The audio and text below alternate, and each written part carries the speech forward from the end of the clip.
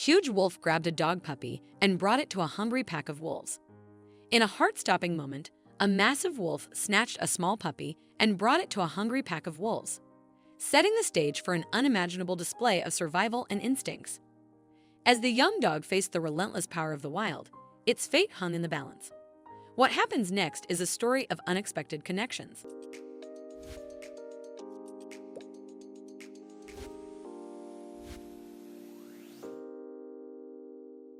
The fearless leader of the wolf pack could find no peace, howling endlessly at the moon in his frustration.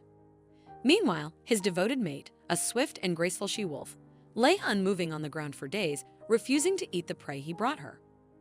Grief had taken hold of her, leaving her in a deep sorrow that no one seemed able to ease. The she-wolf's newly born cubs, each one a precious hope, succumbed to a horrific infection, their tiny lives fading within a few days. Her maternal instincts were overwhelming, and the tragedy of their loss was more than she could bear. Despite the efforts of her partner, the pack's strongest and swiftest predator, he was powerless to ease her grief, and the she-wolf struggled alone with the weight of her irreparable sorrow. The other pack members tried to comfort the grieving she-wolf, but their efforts proved futile. A few days later, the pack leader set out on a hunt, determined to find the perfect prey that might finally stir his mate's appetite. As he ventured through the woods, he suddenly heard a faint, almost imperceptible squeak from somewhere nearby, initially assuming it was a small rodent. The wolf rushed to the source of the noise, but stopped like a stumbling block when he saw a tiny dog puppy in front of him, which seemed to have recently appeared in the world. The leader was sure that the pup would not be interested in the hungry wolf.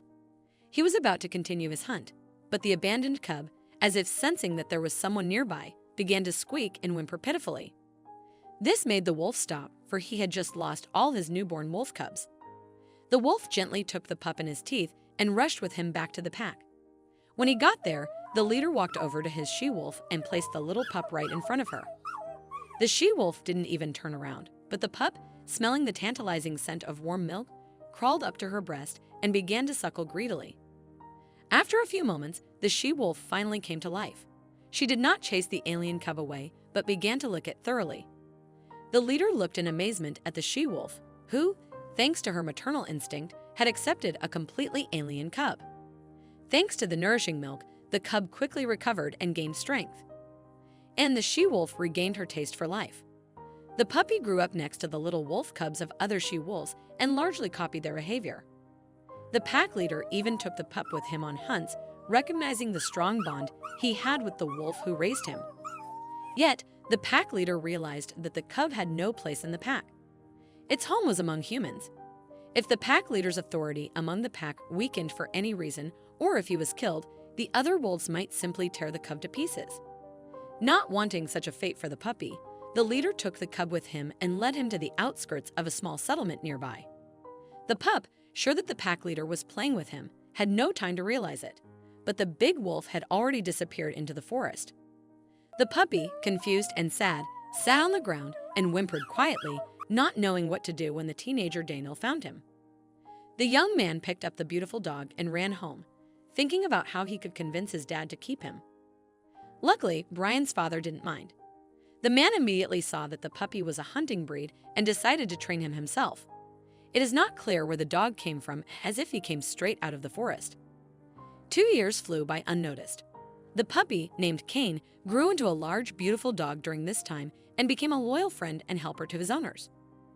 Brian could not be pleased with the way Cain navigated perfectly, even in the deep forests, and hunting with him was almost always successful, as the dog unmistakably took the trail of any prey.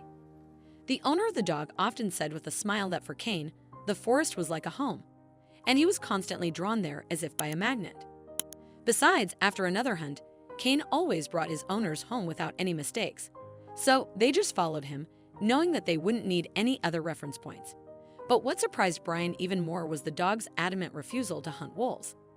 If people had started hunting the gray forest predators, Cain would have just sat down on the ground, and no persuasion could have made him track the prey. In the end, Brian accepted it because in everything else, Cain was just incredibly good. For Daniel, Cain became his best friend. The boy constantly walked with the dog, trained him on par with his father, and even slept next to him. That spring, Brian went hare hunting, and for the first time, he agreed to take his son with him, thinking that he was already old enough. Daniel jumped with joy when he found out that they were going to go far into the forest together with his father and Cain. The path ahead was long, but the well-prepared young man was ready for it. Cain accompanied his masters, staying close to them, then running away somewhere to the side, having smelled the scent of prey nearby. At one moment, Cain disappeared from sight again, and Brian and his son decided to take a little break after a rather long trek. When the bushes moved nearby, Daniel shouted his dog's name but immediately stopped talking when he saw several hungry wolves coming at them from the bushes. Brian pulled his son closer to him and raised his gun, ready to shoot at the predators if they attacked. But the man could see that there were at least a dozen wolves, and he and Daniel had no chance to save themselves in a direct confrontation with the beasts. The pack leader moved menacingly toward the men, and at that moment, Cain jumped out in front of him. But instead of barking and grinning, he waved his tail in greeting. The leader of the pack growled menacingly and sniffed at the hunting dog as if about to tear him to shreds. But instead, the leader suddenly stopped growling and gave a barely perceptible command to his pack to retreat back into the forest. Seeing that the wolf recognized him, Cain barked happily, and the leader raised his head and howled softly.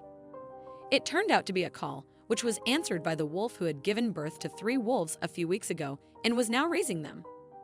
The she-wolf immediately recognized Cain, came close to the grown dog, and began to lick him with tenderness as in his childhood.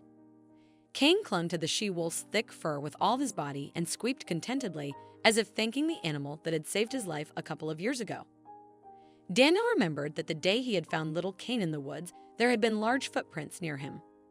Now he realized that they were wolf tracks. People, looking at Cain's amazing reunion with the wolf family, finally guessed that their pet had been rescued and raised by the forest predators. He had finally met after several years. Brian felt a wave of relief wash over him, realizing that the hungry pack would not harm them. Cain's presence, along with the lowering of his gun, had eased the tension. The she-wolf and the dog she had raised shared a quiet moment together, as if silently thanking each other for the distant day when they had saved one another, giving each other a second chance at life. Cain gently nuzzled the wolf's fur one last time before running back to join the humans. Brian, with his son and loyal dog by his side, made their way home, still in disbelief over the incredible scene they had just witnessed. The entire journey was quiet, with Daniel lost in thought. Finally, he spoke, telling his father that he would never become a hunter and would never harm wild animals for the rest of his life. Brian smiled warmly and embraced his son, understanding the depth of the moment. The encounter between their dog and the pack of forest wolves had left an indelible mark on those who witnessed it. People no longer saw wolves as ruthless predators, but as wise and compassionate creatures who had given their beloved pets a second chance at life. What an incredible story! If you enjoyed this video and want to see more, don't forget to hit that like button, share it with your friends, and subscribe to our channel. We'd love to hear your thoughts, so please leave a comment below. See you in the next video.